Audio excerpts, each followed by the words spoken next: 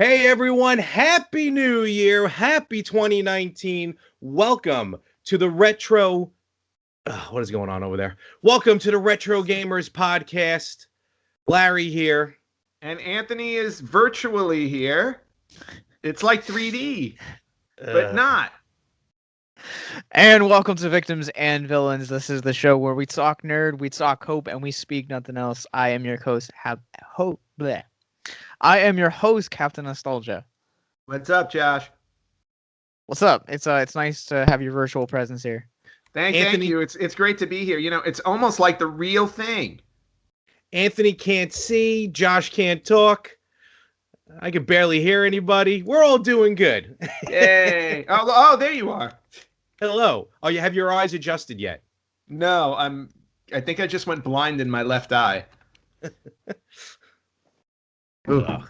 Man, well, that was intense. For those who may be very, very confused right now, if you tuned in a couple days ago, we settled the contest that Josh plagued me with all year in 2018. Thank you, Josh. And I got another one to plague you with in 2019. Please remember, I'm going on a budget now, so. Yeah, thanks to you, Josh. Larry is definitely broke. I have no choice. So we revealed the tallies from the year-long, retro game Virtual Boy contest.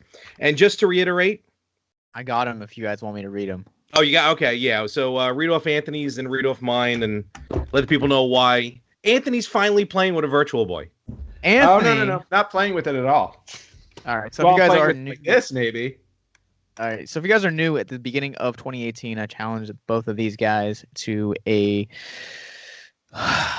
contest to see who could buy the most retro video games. Whoever spent the most had to buy lost, and they had to buy the winner who spent the least a Virtual Boy to do with whatever they wanted to. And so at the end of last year, Anthony walked out, ended up spending $1,012.37. While Larry spent $2,611.68. Yeah. Wow. There are just no words. That sounds about right. Yep, and as a result, and I will say, I congratulated Larry for holding up his end of the bargain. He purchased and handed off a lovely Virtual Boy for my enjoyment. I will say though, I think that thing's a lot smaller than I anticipated on it being. Well, yeah, I mean it's like they don't even consider it like a home console. They consider it more of a handheld, right? It is in the handheld family. Yeah, even though it's got legs. So if you're right, so if you think about it, Josh, it's actually the largest handheld gaming system ever created. I mean, look at this thing. It's even bigger than the It's Switch. a lazy boy. Yeah, it's the lazy boy of handheld games. And lazy describes the gaming on this very, very well.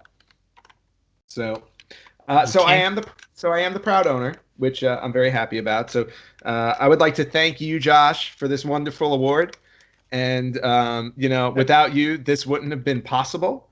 And I'd like to thank Larry for not knowing when to keep his credit cards in his pocket where they belong. I know now. Yeah. And and more importantly, I'd like to thank myself for being the awesome person that I am, and for also showing restraint not only in the United States but all around the world to make sure that I won this contest. So yes. Oh, and by the way, I will, like I said live on Facebook, I will fulfill my promise of destroying this beautifully disgusting machine, but I haven't decided where and when or how. What do you got, Josh? I was gonna say you should keep a small part of it and just use it as a trophy to remember the first Victims and Villains Retro Gamers contest. You could just stick it right in your office space.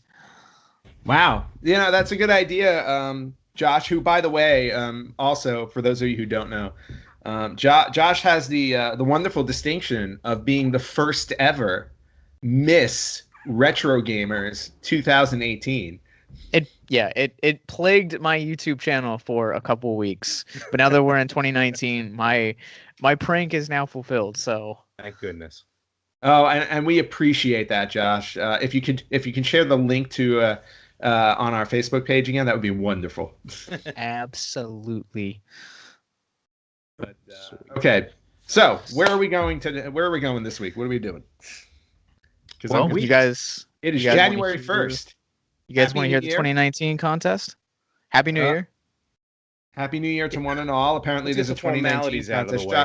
Josh, what is your proposal that Larry is going to reject now? Ugh. All right. So this is the deal: is that all right. So on Victims and Villains, we cover pop culture, and a lot of what we cover is comic book themed. That's kind of where we got our start. My cat So I is trying thought, to kill me. I'm sorry. I thought about all. My cat is probably gonna knock over my light. I have no cat. Staring at it very intently. There is no. there is no light here. Good thing I have a water Holy bottle next to Zool. me. All right, so in the world of comics, there are much sought after issues. So this is what I'm proposing for 2019. Go about your normal collecting as possible. As normal, whoever has the most rare video game at the end of 2019 has to buy a loser a system of their choice. Ooh. Hmm. Wait. So if you buy the rarest video game, you're actually the loser of the contest, or if you buy the rarest video game, you're the winner and you get a system of your choosing. You are the winner with a system or a gift card of like $100. Well, you guys can discuss like the logistics of it, but like you have to buy someone. You have to buy the winner. Loser has to buy the winner something. Still, Okay, and who cheaper than judges Virtual what's? Boy. Well, I was gonna say, who judges what's the rarest?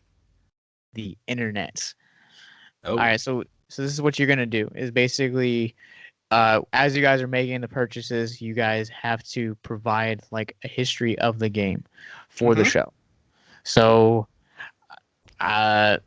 say you end up getting a first edition of Pong. Okay.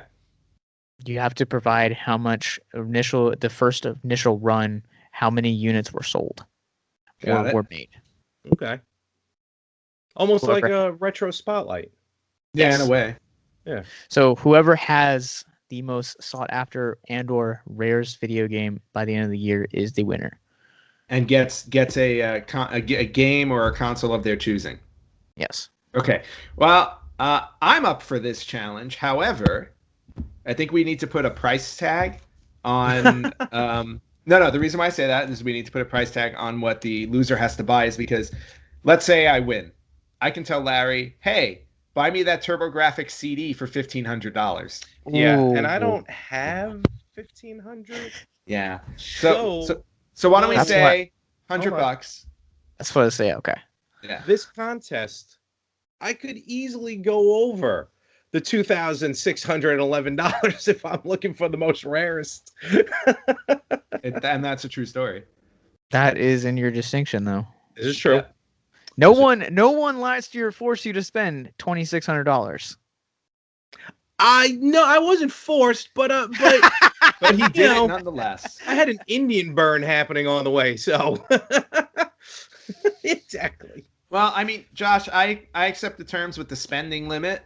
Larry, what do you say? I'm in. I'm in. Sounds good. All right, we got a new contest. We got a 2019 contest. Does the game have to be bought in 2019? Yes. Oh. All right, well, because otherwise I was submitting my Shining Force 3. Yeah, no. It has to be bought in 2019. Okay. Otherwise, I can go through my archive for something as well. Fair enough. Like my crappy Virtual Boy. Yeah. Still two of the best games. Josh, are you stripping for us too now? Get naked, bro. Start a little warm over here. All right. Well, we'll see how this goes. I'm a little worried. All right, so we got our contest for 2019. We'll see how that goes. Everybody who's watching and listening, I'm sure you'll enjoy watching us, recap our purchases. And speaking of purchases, Larry, since I now know that the 2018 contest is over and I've won my Virtual Boy, and it is now New Year's Day 2019. I did a little shopping. Did you already? So now it's all negated. Doesn't matter. I feel like all the shopping you did probably wouldn't put a dent into the lead. No, anyway, it definitely wouldn't have.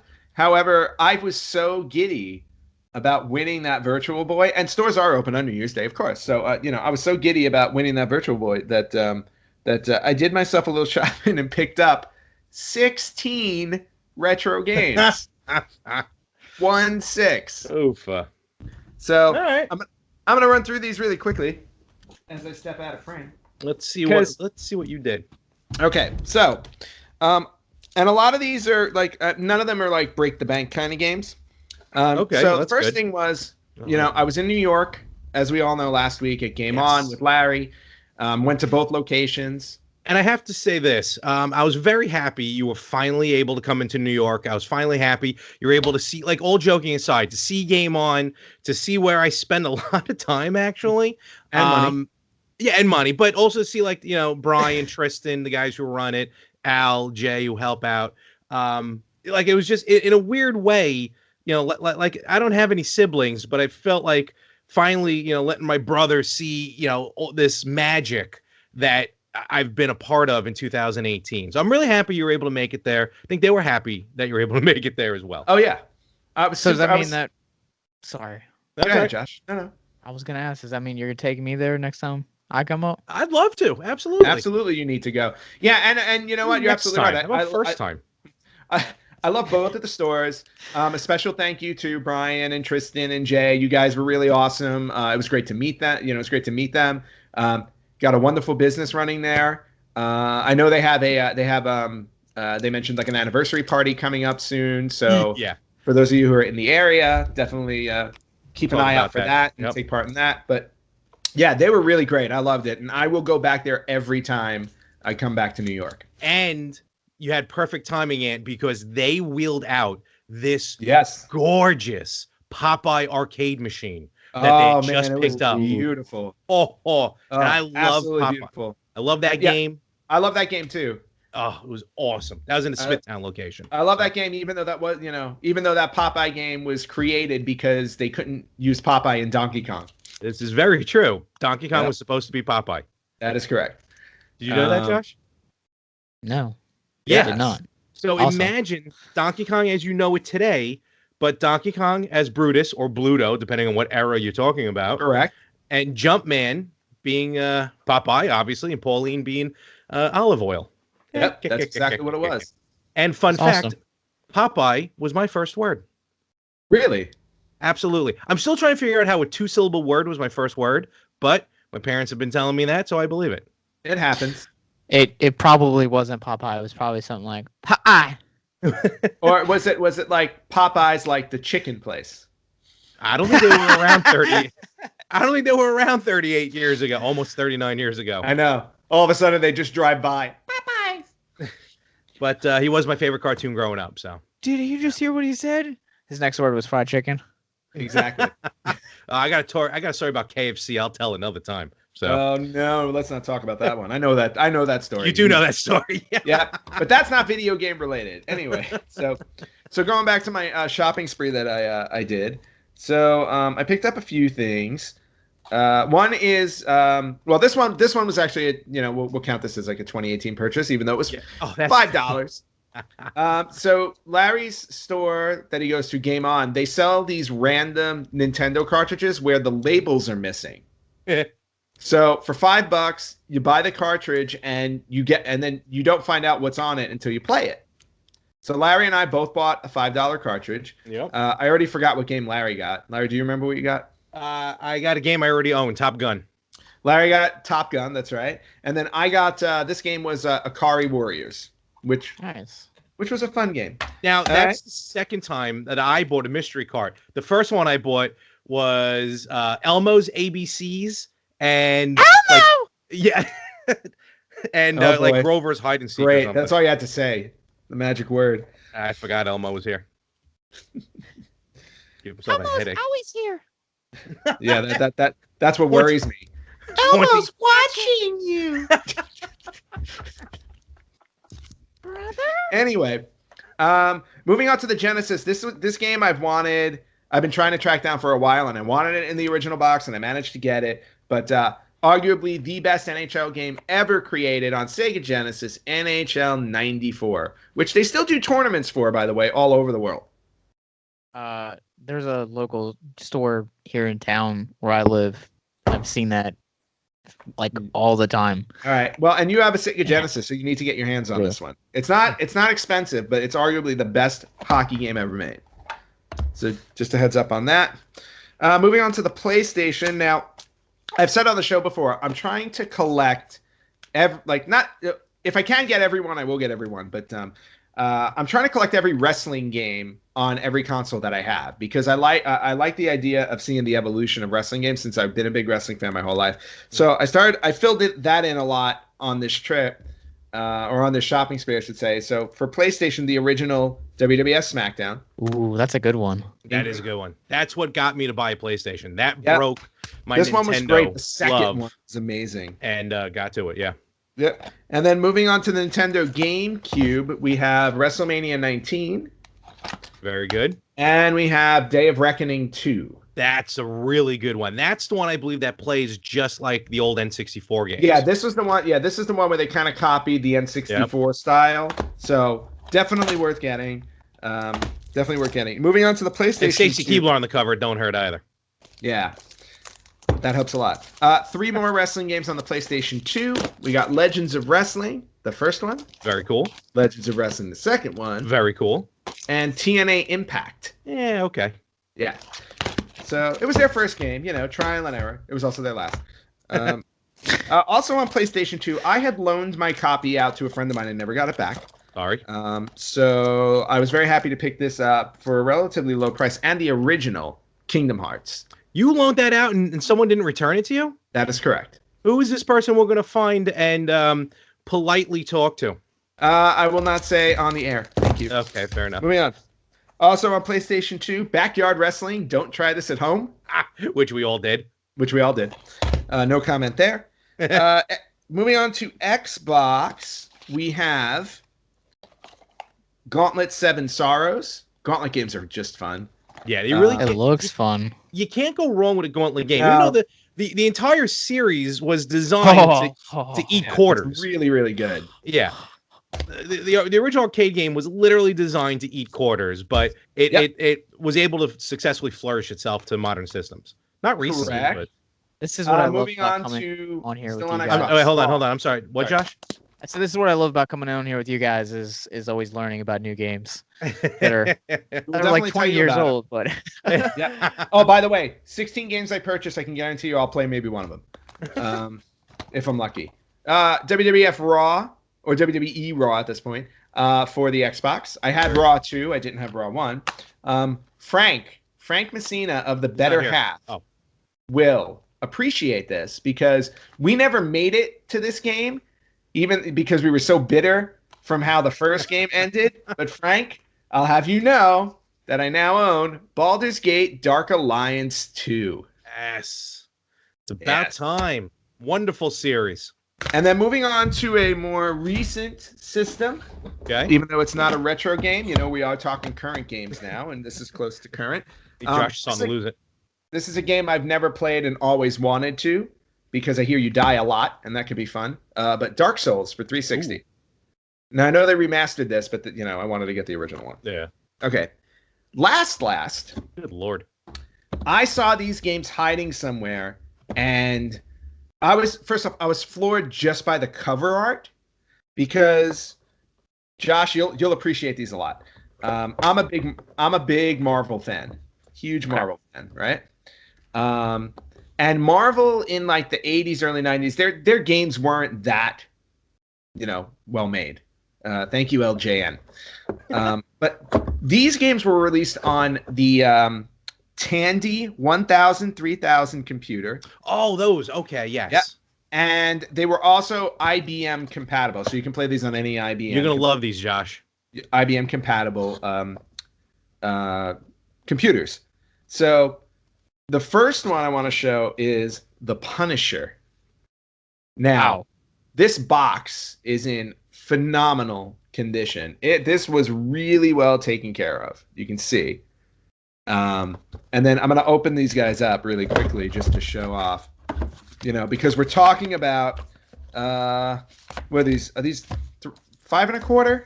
Is that what we call them? 5 1/4. All right. So 5 1/4 floppy disks. Remember those? Wow. So Josh was too young. So No, I remember them. okay. So 3 floppy disks for the game. Do you know? Then an expanded memory. Hold on. An expanded memory floppy disk that you needed to input first. Really? To expand the memory of the computer so you can play the game. Good gosh. I finally figured out why every time you'd start an old computer up, you'd get that like because it was trying the read head was backing itself up, but it would hit the end and on purpose would keep clicking because those had 40 tracks on them. So all these years I kept thinking it was broken. Not so much. Not broken. And just so you know, this game for hardware requirement, I love this. It has the booklet in it for the requirement and stuff. It requires a Tandy or an IBM, right? The game requires a color monitor with a CGA 4-color, EGA 16-color, or Tandy 16-color or VGA 16-color graphics system. It must have at least 512 kilobytes of RAM and at least 640 kilobytes of RAM for Tandys. Okay. Yeah. Josh, did you have a Tandy, Josh? I did not. I did not even know about it. Nope. But is there actual modern ways to play these, or did you just buy them for nostalgia? I bought them for nostalgia. I do not have a way to play these. I have a Commodore 64, but these won't work on a Commodore 64. So if I ever buy an IBM PC for the hell of it, maybe that'll be what I have Larry buy me this year at the end of the year when I win this contest, the new contest. A, why are you assuming you're going to win? And B, I don't know if that counts as a console. We'll have to talk about that later. Anyway, we have 52 weeks. Player manual in excellent condition as well, all the way through. It really looks like it hasn't been touched. No, look at that. It is pristine. Yep. So that's the Punisher. And now the last game is, again, Marvel related. And this was considered one of the best games ever created for this particular property. So when I saw it there, I was like, oh, wow, okay, this is a must. But X-Men 2 for the Tandy and the IBM PC. And it's just... Is that Jim amazing. Lee art? What? Is that Jim Lee art? I don't think so. I don't know if this is Jim Lee or Chris Claremont. I don't know. Or was he just a writer? I get confused with all that stuff. Claremont was just a writer. Claremont was just a writer. I'm not sure. But anyway, so that's the box art, right? And then the back with the Watcher on it. And then some of the gameplay. And if you look at the screen here, right?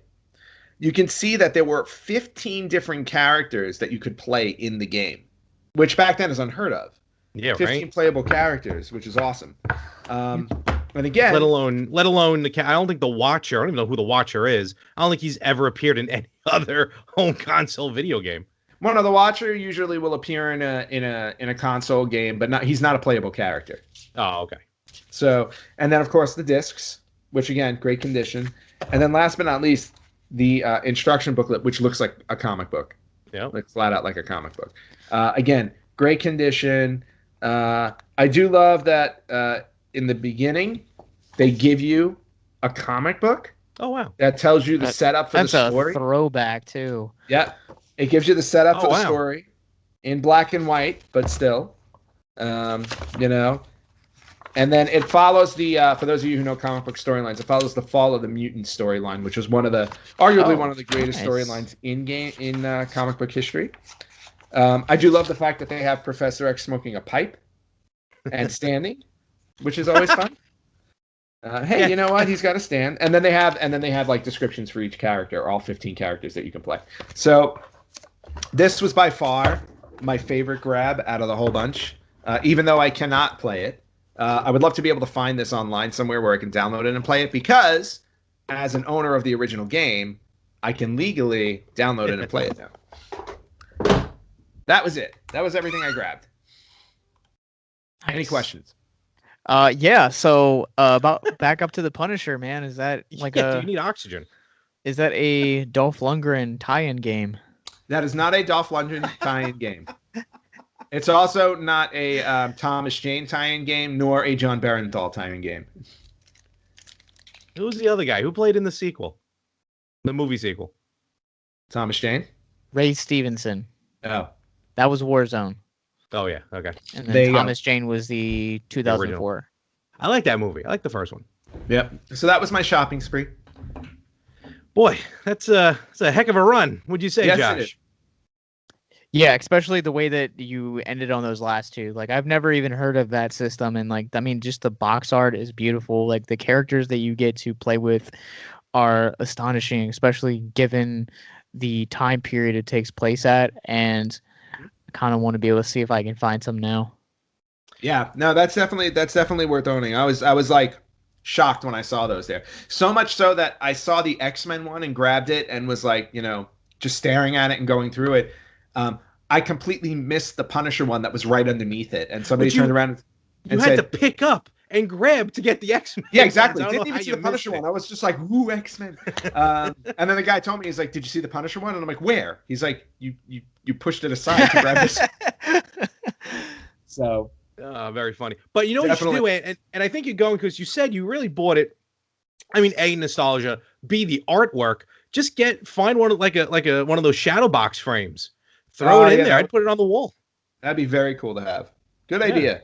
Larry, look at you moon? starting off 2019 with a good idea. The hamster's back on the wheel for now. We'll see what happens in a couple weeks. He's on the wheel for like the first 3 days of the year, and then that's it. Yeah. Then he gets until he sees the credit card statement from the 2018 contest. Exactly. No, he already knows. He's already seen it. In 2019 is a whole different ball game. Things are gonna look. My 2019 is gonna be a positive 2019. Josh. Let's kind of. This is a hybrid episode if you haven't realized yet, because those listening on Victims and Villains is like, there's a lot of video game talk right now. So we're gonna be kind of flopping back and forth a little bit. Mm-hmm. And from the Victims and Villains side, and I'm going to show some of my games in a moment, but from the Victims and Villains side, Josh, I do want to say, and I know with the retro gamers, this part I know may sound like I'm going to be a little preachy, but I'm not. But I mean it all in a good way. And Josh, I think you'll like to hear this. Like, I'm really focused on a positive 2019. My 2018 was miserable, so because I lost a contest and I lost a system that I lost in a hurricane, and it's going to be destroyed in front of me. Right, Ant? I'm sorry, it makes me smile. I can't help it. I don't know why I'm trying to look serious here, but I can't. As you explain it, my grin just gets bigger. Which means I'm truly a horrible person. My heart is 2 sizes down. And I mean, my wife and we were talking about this contest today, and she heard the totals, and I was like, well, technically it was a joke. Like, but they took the contest seriously and they ran with it. So technically speaking, it's our fault. Yeah, you guys did this to yourselves. I didn't do anything to myself. I spent like I always spend. And I apparently have a shopping problem that I will be fixing in 2019. Yeah, 2019. It's the year of positivity. Turn it around. Absolutely. Yeah. We can all turn it around. Less spending. I will positively destroy that virtual boy. Less spending, less eating, and more mental positivity. So before we get into, because Josh, we're going to talk about Castlevania here in a little bit, and some things that we plan on doing in January. The stuff I got actually is more Christmas gifts. Because the stuff I bought, well, actually, you know what? I can show. Now that I think about it, I think Josh, you'd get a kick out of this. Bear with me. I know I'm off mic and off camera. Give me just a couple seconds. I will miss you. Well, Josh, why don't you really briefly talk about the Victims and Villains portion at this moment? Yeah. So Victims and Villains is, while he's getting it ready, this is we really wanted to start out 2019 talking about Castlevania. Castlevania is something that was one of the earliest connections to the brotherhood between Victims and Villains and retro gamers, and we really we had so much media and so much content that was released between October when the season dropped on Netflix till now that we're just finally starting to get ahead, and we really wanted to talk about started off on the right note. So we're talking about 2 TV series to start out 2019. We're talking about Castlevania and Titans. And you guys want to let me take the wheel for a second? Let's play some trivia. You know what? All right. Why not? I'll show the stuff there in a little bit when we head back to Yeah, retro. we'll jump back to retro gamers later. All right. So it's basically going to be 2 questions. And if you guys have not seen the 2nd season of Castlevania, this is your official spoiler warning because we are jumping into minor spoilers for this as the episode progresses and develops. There will be much more spoilers down the road, so hit pause, go watch the 8 episodes, come back, hit play. But this is my first so first off, before I get into this, I found this was really interesting. I wanted to talk about the two new characters that are introduced in this season. You have Carmella and I'm gonna butcher this guy's name, Alucard. That's him. Alucard. Okay. Yep. Alucard. Yeah, you got it. So he was in the first season, just in the last episode. Oh, that is right. I forgot about that. Mm-hmm. But we had a lot of new characters in this season. We do, and we'll get into talking about this. I found this was really interesting. The character of Carmella in pop culture actually predates Dracula by nearly 30 years. Ooh. That's interesting. Yeah. So when Dracula kind of came along, his legacy basically overshined the Carmella, but she has been like this, just continuously a force that's been in multiple pop culture mediums. Her prey is it's actually a novel by Joseph Sheridan LeVue. It's a French name, so I probably butchered that. 18 yeah, maybe you're all right. 1871 was when the series came out, and it's 26 years. So she has been predates him, and she basically is primarily most of her victims are primarily female, and she has a lot of lesbian traits, which I found was interesting, especially kind of given the time that she was created and she was developed late 1800s. I think that that was a kind of just something cool that I kind of came across that I wanted to share. But my trivia is this 2 questions. Which video game did Carmella make her debut for the Castlevania franchise? Okay. I've got a guess. I'll make a guess. Go for it. I'm going to say Bloodlines. And I'm going to say Symphony of the Night. Simon's Quest. Part 2. Ooh, wait a minute. Where in Simon's Quest was she? I don't know, but she's probably one of the villagers. I've played through that a million times. Wow, that's interesting. Simon's Quest. I believe you. You don't have to prove it. Okay. Well, let's go for which. All right. Alucard also made his debut in this season for a larger portion of it. Which video game in the Castlevania series did he make his first appearance in? Castlevania 3. Yeah, I'm going to say 3. Yep. And you guys, for bonus points, do you want to tell me which video game in the series he's most well known for? Symphony of the Night. That's it. Finally, this is the 3rd time Josh has done a trivia with us. The first time he asked us about 274 questions. The second time, yes. He asked I remember that one. Questions that were above and beyond any casual gamer. Josh, these questions were awesome. I like these. And this is not just my positivity. This is me actually saying I had a shot at this, and I'm shocked. I do want to go back to Castlevania 2, not to play it, but to figure out where Carmella showed up. Okay. I mean, I think you should go back and do it because you promised your listeners you would play through it, start to finish. Well, yeah. When's that happen? I lost a Virtual Boy. The world loses Castlevania 2. No, the So- world didn't lose Castlevania 2 because remember one of my trips to Japan, I played through the whole damn thing. You did actually, yes. This season, this Castlevania 2 season, and I'm going to be upfront. I did watch it. I watched it when it debuted back in October, but I did watch it, and I loved this season. I thought, and we're going to get into it. I thought some of the like, I'm watching it for two reasons now. One is to see the tie-ins to the video game, because the series is based on Castlevania 3. But now that I'm like invested in it, now I'm into like with the story arcs and the characters and really getting into it. And beyond that, it's just gorgeous to watch. The animation is still top notch. I agree with that. No, the animation is really, really good. And I just finished watching it. Full disclosure, I just finished watching it on my plane ride home. No, good. Now it's fresh in your memory. Because I wanted it fresh in my mind. If I had watched this back in October, I wouldn't be able to talk about anything. Let's see how I do today. No, see, you know what?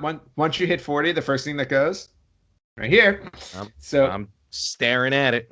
Yeah, I know you are. Good luck. At least I still look pretty. No, so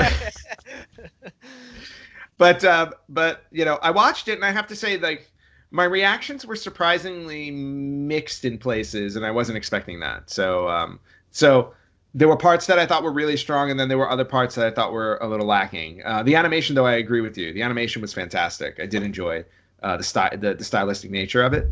The anime-like look to it was good, even though it wasn't like it was anime-ish, but not really. You know what I mean? Like, and I feel like hear you. Yeah. So yeah, it still had Western feel to it. Exactly. So, but I thought it looked beautiful. It really did. The animators really like the backdrops. Like I spent like while watching scenes, I spent a surprising amount of time really focusing on the backdrops, the backgrounds, and how they played with shadow and what they animated in the backgrounds, because they really set the scenes nicely in a lot of these locations, and you got a lot of good depth and everything like that in the animation itself. Before we get into like the story and everything itself, Josh, what are your thoughts? I think you nailed it. I agree more with Anthony than I do with Larry. I think that the first season was so concentrated on Trevor trying to find the speaker's daughter that you knew that Dracula was kind of in the distance, but you didn't really.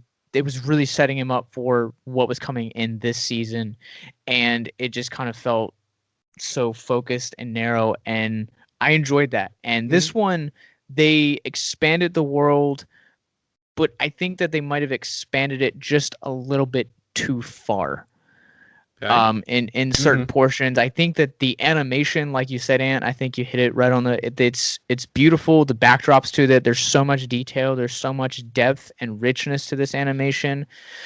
I've really enjoyed that. It's one of the reasons that I still love getting excited about DC animated movies, is because I think that the animation that they bring to that is a style that is almost kind of dead to Western culture, since Pixar and even now Warner Brothers Animation and Illumination, as they're starting to really take off with the 3D dimension, a lot of like the 2D animations kind of falling into very niche groups. And I enjoy that projects like Castlevania are able to keep it alive, because I really enjoy 2D animation.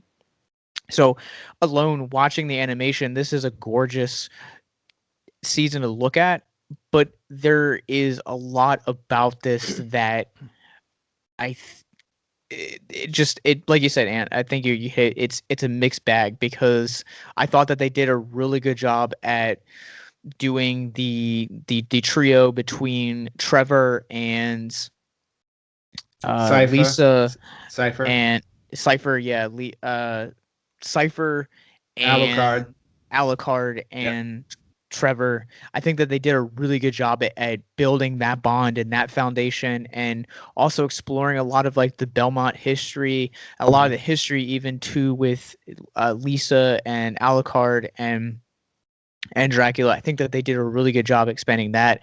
It was cool to see a lot of the company that Dracula keeps is with this like revenge war that he started. But again, I felt like just they had all these side stories that really kind of distracted from the second one, and there was just a level of predictability to a lot of the Carmela villain, like the way that she was handled. I'm excited to see where they go in the third season, but I just kind of felt like for this season, a lot of what she was doing to kind of wage the war in her direction was really predictable. Okay.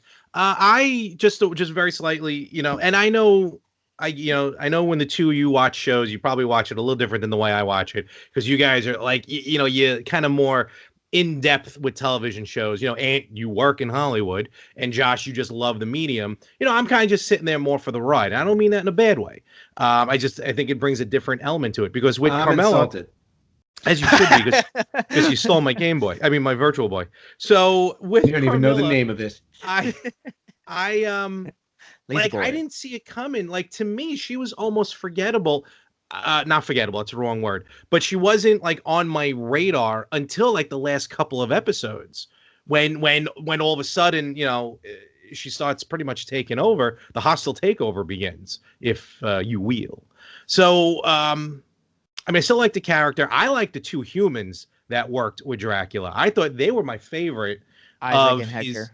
of his henchmen.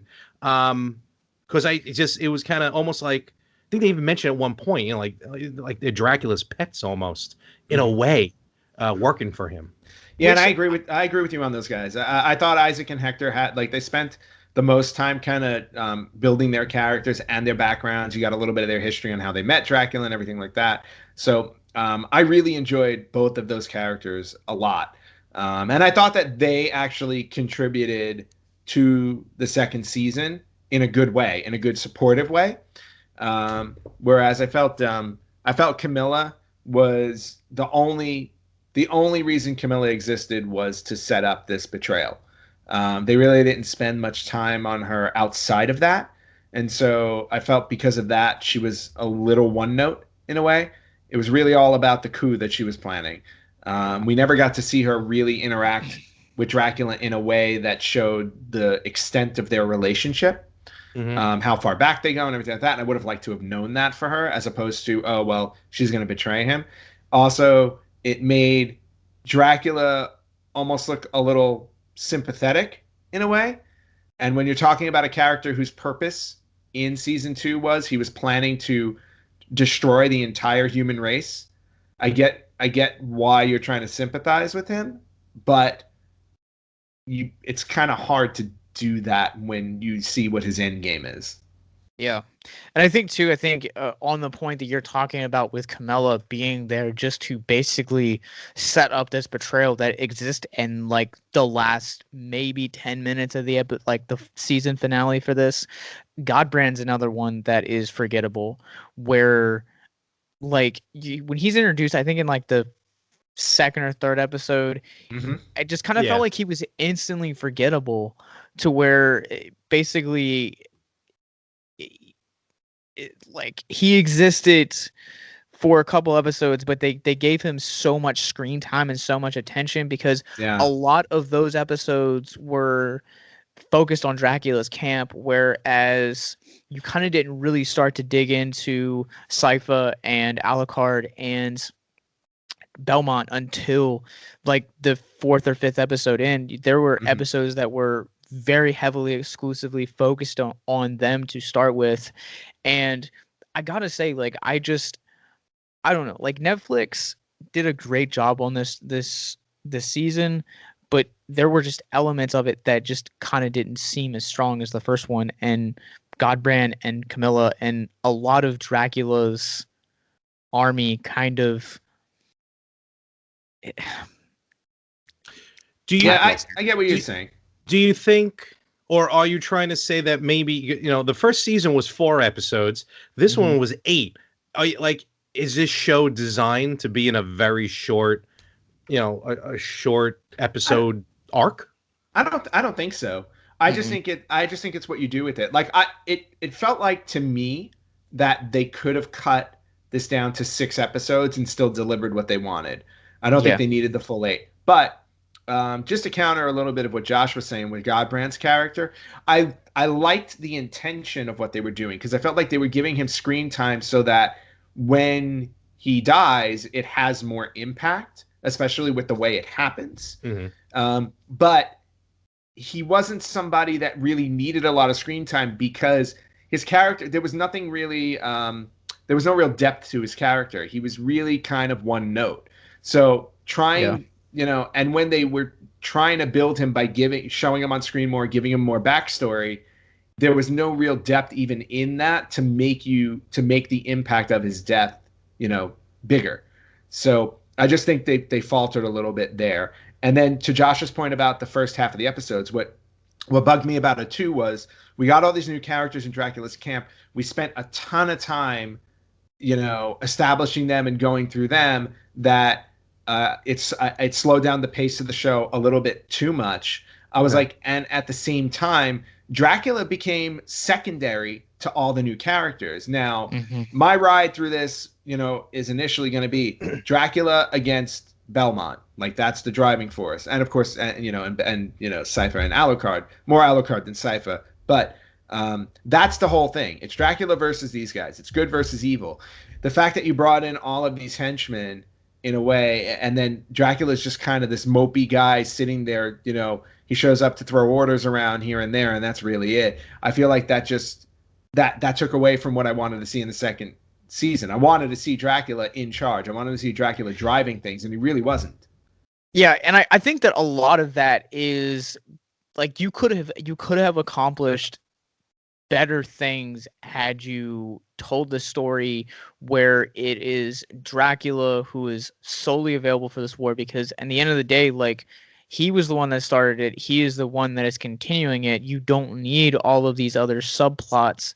You could have better use all that time to better build up the trio of heroes that we have established from the first season into the second season, because when you actually get to see Dracula in action, it is one of the, if not the defining moment of this second season. I absolutely loved Dracula, and the Alucard versus Dracula sequences was amazing. And you just kind of get to really see the depth of how human he is in nature, and how much Lisa had an impact on him as a wife, as a mother. And that is what I think really makes a great and memorable villain. But again, I think that you could have also told the whole Camilla storyline as a subplot, to where she didn't even have to interact with Dracula, to where she came over, and maybe their arcs eventually did in either the last episode or the penultimate episode. But this, just some of the storylines were just handled so frugally. That's a word, right? Frivolously. You're asking the wrong person. Frivolously, that's it. I probably still said it wrong. That's okay. I forgive you. Thank you. So, but totally agree with it. Go ahead, Larry. No. I was just gonna say, that whole to me also, what kind of, as much as you're right, some episodes I did start to lose interest, especially like when they were talking like with the secondary characters, but the fight scenes always brought me back. Yes. You mentioned the fights. I mean, just those, especially the one in the library. Yeah. I mean, it would to me was as like the first season, in the clock tower, because the clock tower are epic levels in Castlevania 3. They're iconic levels in Castlevania games. Seems to always be a clock tower level. But in this one, just to see how Trevor, battling or trying to battle, a lot of times getting his butt whipped, but almost like in a Spider-Man moment, his mouth is always running no matter what's happening to his physical being, which I liked. I liked that a lot. Trevor just seems to be he was the wandering drunk in the very first time we met him in the first season. But those battles, and then just trying to figure out how to get with the clock tower, Dracula's tower, appearing, disappearing, where it's going to end up, the damage that it does. That to me was really, like the defining moments of the series are these epic fight scenes, because in a video game, that's what you're doing. You're fighting. Really not much dialogue. The only dialogue from a Castlevania series I know is, from Symphony of the Night. What is a man? That's about, and that's, been memed 1,000 times. So I really, what sticks in my head, sticks in my memory are those epic fight scenes, especially the one in the library. Yeah, I agree with that. The library fight scene was fantastic. And again, Josh, to your point earlier, the fight between Alucard and Dracula at the end was just top, by far and away, like the best fight scene I think in the whole second season. Also, the fight between the three heroes and, I don't know if you want to call them the lieutenants, but those other vampire lieutenants. Yes, that was amazing. That was a great one too. And in fact, I found some of those guys interesting that I kind of wanted to know a little bit more about a couple of them. I was like, but clearly that wasn't going to happen. But the fight there was fantastic. Absolutely loved that one as well.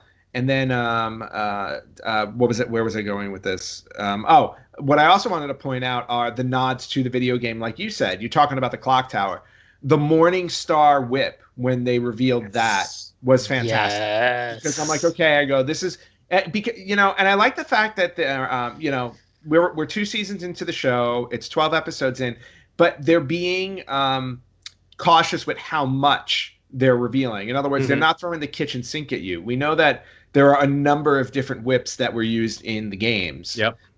So the fact that like they're taking their time with them and revealing, a little bit at a time, I just love that.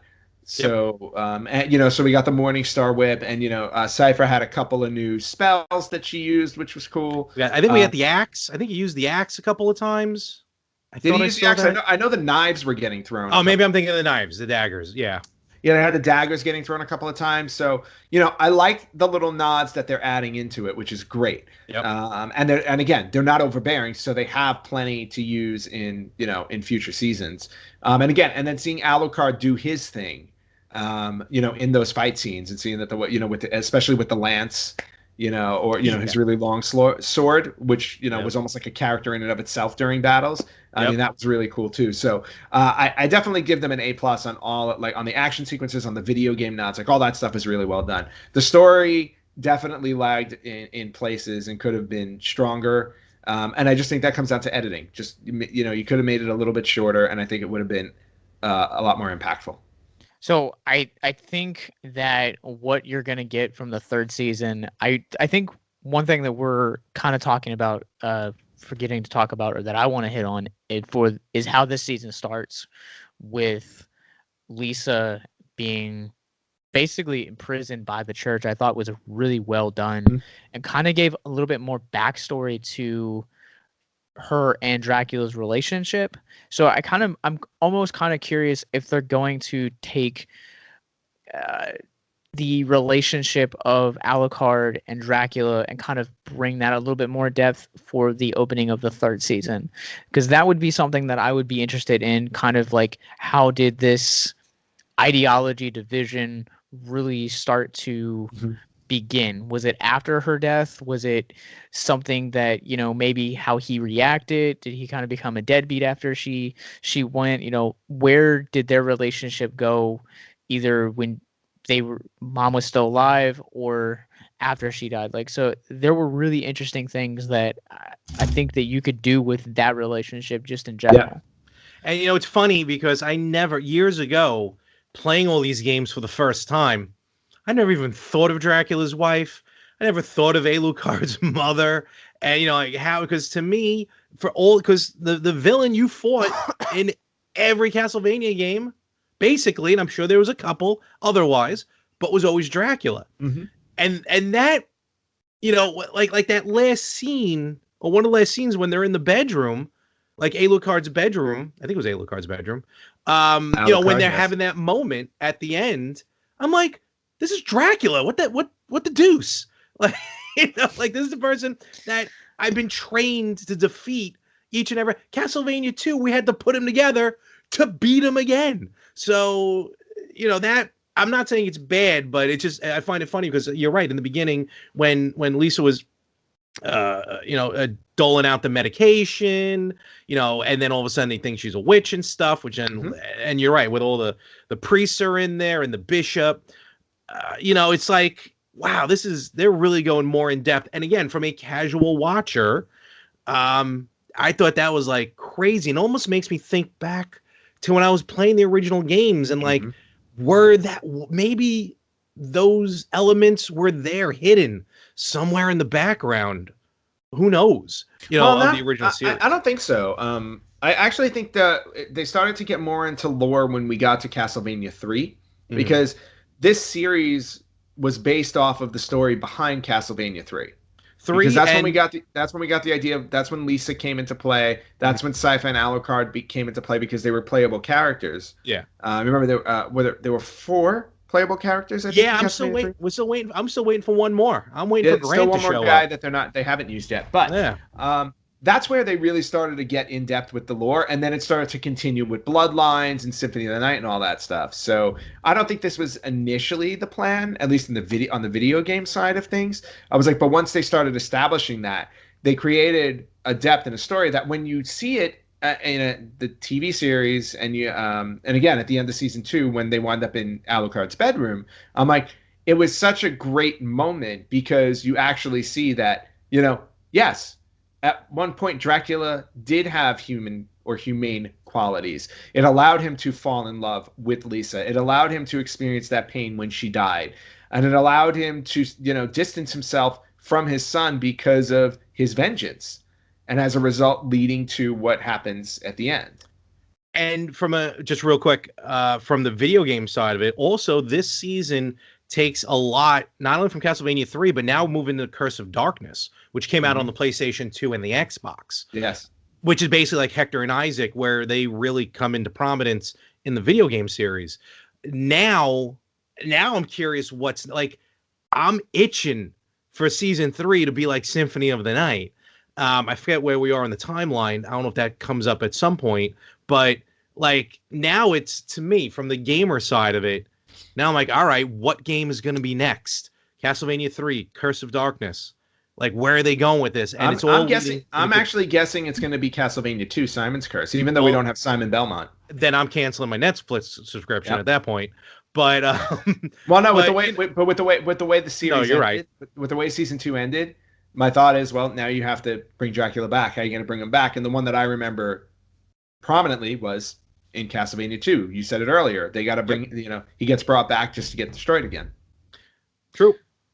I think to both you guys' point, kind of stepping back into the series itself, not just the video game history, but I think one thing that this series does extremely well is the emotional core that has it. Say what you will about the story, but even with characters like Hector and Isaac, how do you grow to really hate your own species? I think that was a fascinating arc to see where they became. And not only that, but I thought that their character, like you guys said earlier, like they were some of the best parts of the series, even though that they weren't really the most useful portions of it.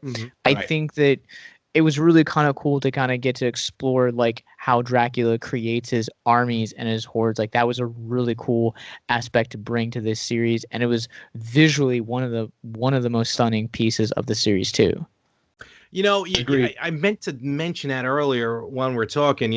You're right. Like, how do two humans sympathize with Dracula to the point where looking to wipe out an entire species, which probably will involve them getting wiped out, ultimately, because that was like the betrayal I'm waiting for from Dracula, because kind of Dracula kept kind of promising them stuff. But yeah, these two guys had some hard off upbringings that just made them hate the human race, top of the food chain. So that I found very interesting as well. As if you're watching on the Retro Gamers YouTube channel, we just had a little guest tale there. It's still here. We're being invaded. So it's all good. Hello, Kitty. Aw. It ain't. Hello. Oh God. So cute. So I said, if you haven't watched it yet, go watch it. Yep, and I think that about wrap it up for us. Blair, do you want to show what you got? Okay. Oh yeah, we got to get back to that. Yeah, I didn't know where we were at. We, not like we're planning this in pre-production. No. We don't have a one sheet. What's that? I do want to say. So I got to say this. Separately, I bought wrapping paper. Because I bought some gifts for my godson. So I bought this. Because it was his birthday a couple days before Christmas, a couple weeks before Christmas. So I bought him his, very nice blue wrapping paper. All right, fancy, shiny. That's lovely. Cool. Lovely, I should say. Wrapped this thing, wrapped it. And then he goes to open it, and like the difficulty, which you can eventually get, but for an 8-year-old, he's sitting there trying to unwrap this gift. He's looking at me like, what is this, a joke at this point? I've never come across wrapping paper that is somewhat difficult to open. You did that on purpose, admit it. I had no idea. No, so here's some did. Christmas stuff that I got. A couple of them are really cool. One of them's awesome. So first, I got this very cool new Super Mario Brothers mug. Oh, very nice. That is very nice. But it's a heat changing mug. So when you put hot water in, all the red disappears and you get all like the level, the level. new Super Mario Brothers level. Yeah. That's So really cool. It's awesome. My I need to second invest type in one of those. It's my second type of mug that I've gotten like that. I got a Game Boy one where the screen will appear with hot water, and it's Super Mario Land. Nice. These things I got, I'm gonna be able to play with these in a little while on my refrigerator. Super Mario Brothers magnets. Nice. Nice. That's very cool. You know what I love about this? It's Christmas, right? Yeah. We're 3 grown adults, and Larry's showing off toys that he got for Christmas. You have no idea. We're never growing up. It's Peter Pan syndrome. So the two things. That's a thing. I suffer from it. So do I. Do you not see what's behind me? Yes, I do. Toys. I was going to stop buying pop vinyls, but when I was at Game On, I saw a couple cool ones. And you bought a pop vinyl. I bought 2 pop. He will never ever stop buying pops. I've slowed down. Don't worry, we'll bury you with them. Here's an awesome one. Is it James Bond? James Bond in the Aston Martin, and this is I believe this is Connery. Nice. Sean Connery. What do you say, Mr. Bond? So, and this, I love this one. This is a New York Comic Con exclusive, New York Comic Con FYE exclusive pop. I'm just going to cover this part up because I don't want really people to care about the price. Norman Bates. Yes. Black that one's and really white cool. Norman Bates. I like that one a lot. Wasn't that there when the year that I was there with you? Oh, was this 2017? I think it was. It should say on the front. It should. No, the year isn't there, but it's because it's an FYE exclusive. Got it. Oh. But it's definitely it may have been, but I like that. And then, which I will admit, my good friend over at the Retro Gamers podcast, Anthony Rippo, got me for Christmas a couple of nice items. That reminds me. I'll be right back. You showed Josh in the world. I'll be right back. All righty. The very cool kind of a play set.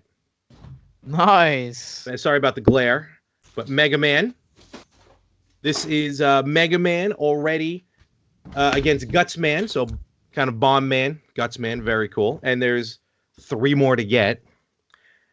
And the piece de resistance. This, I gotta say, 24 hours before unwrapping this gift, I saw this online, and I started pricing it, and I started going, if I buy this, will it count towards the total? It did not because I didn't buy it, but the fact that Anthony even found it and thought about it really meant a lot to me, and especially because I discovered it 24 hours earlier. WWE WrestleMania Steel Cage Challenge. It is a plug and play. Mm-hmm. Nice. And it is the original. All right. I thought it was WrestleFest. Now, for those wrestling fans out there, WrestleFest is probably the greatest wrestling arcade game of all time. Almost, Yeah.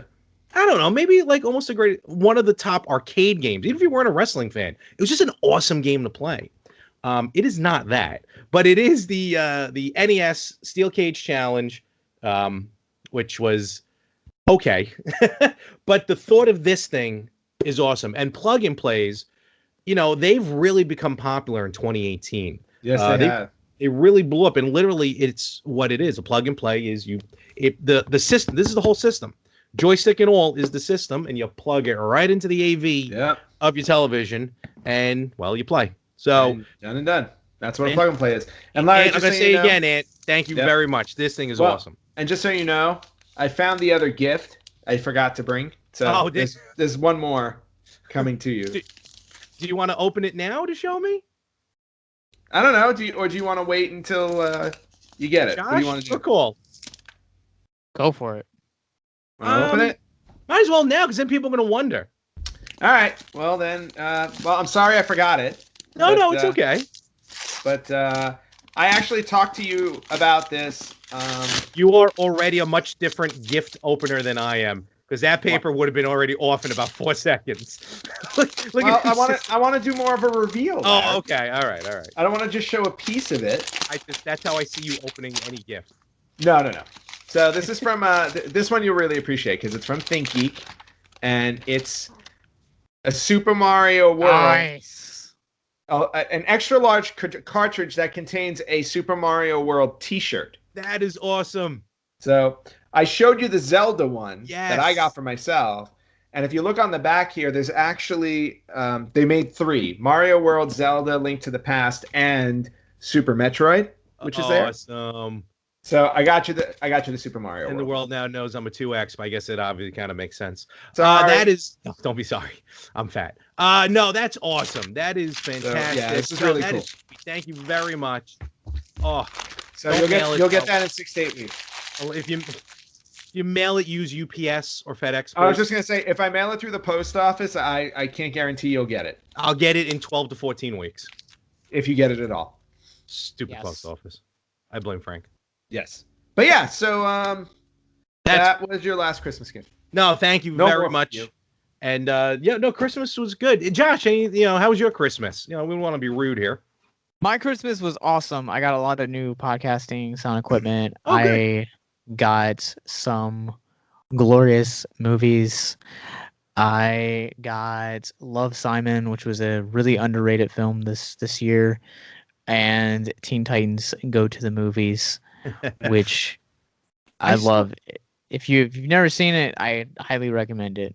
I started watching it on the flight actually to and from LA. I just didn't get through it. Not because the movie's bad, just couldn't get through it. I haven't gotten a chance to watch it yet, but I've heard good things. It's absolutely bonkers, and I love it. Like it's so random and so cohesive at the same time, and there are a couple like elements within it that you're just kind of like, how did this get put into a kids movie?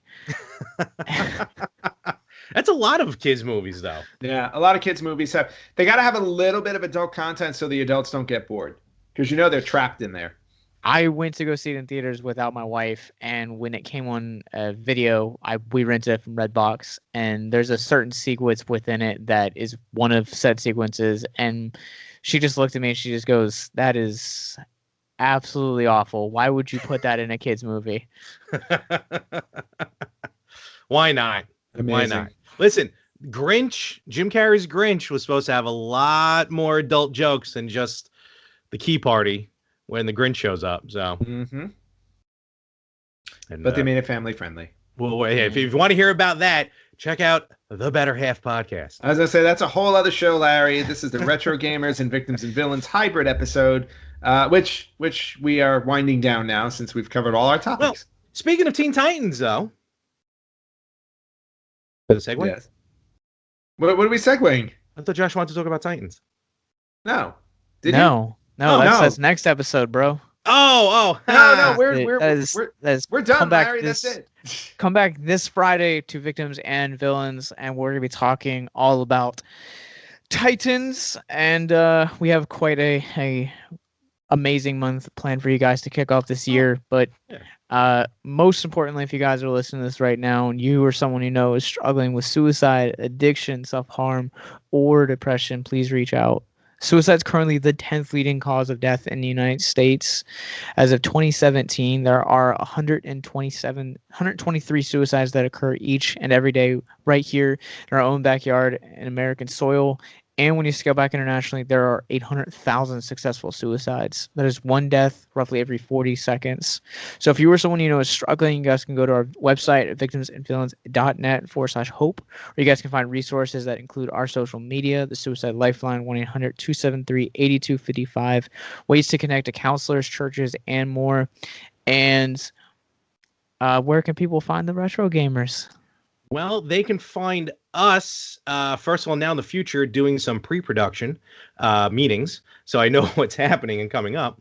Nice. But you can find us at really any, Facebook, Instagram, hopefully Twitter, starting this year, at Retro Gamers Podcast. Also, that's where you can find, as we almost forgot to mention, in January, we're heading back to live streaming some games, at least for January, where we are teaming up with Victims and Villains as Josh hitting the double bicep pose. There you go. Give me a little bit of that, chest, right? Double. There you go. Just like that. Ready? No. Put it down. Put it down. I lift things up and I put them down. Okay. I just pulled something. All right. Hans and Franz. We're good. January. We're going back to playing some Castlevania games. We're going to try and play some different games than we played the first time around. We're still figuring out the schedule, but you'll see it posted beforehand, so you'll know when we're going live to play. I'm gonna a little spoiler, not a spoiler, but a tease and amuse-bouche, if you will. I'm going to play some of the Castlevania Game Boy games, which I really enjoyed. One of them is terrible, but fun to play. Josh, you're not allowed to play the N64 one. I was not planning on that, for one, and also since I fly solo for most of our content, we actually just expanded our team to include new voices to our content, which includes the likes of Eric Skrozinski. I'm blanking on everybody. Eric Skrozinski, Dallas Mora from Geek Devotions, who will be helping us with the streams, as well as Matthew Basil and John Crawford. So we're super excited to do that. And if you guys like what we stand for and want to help us produce better content, you guys can also consider subscribing to us on all of our social media platforms, YouTube, iTunes, and become a Patreon supporter.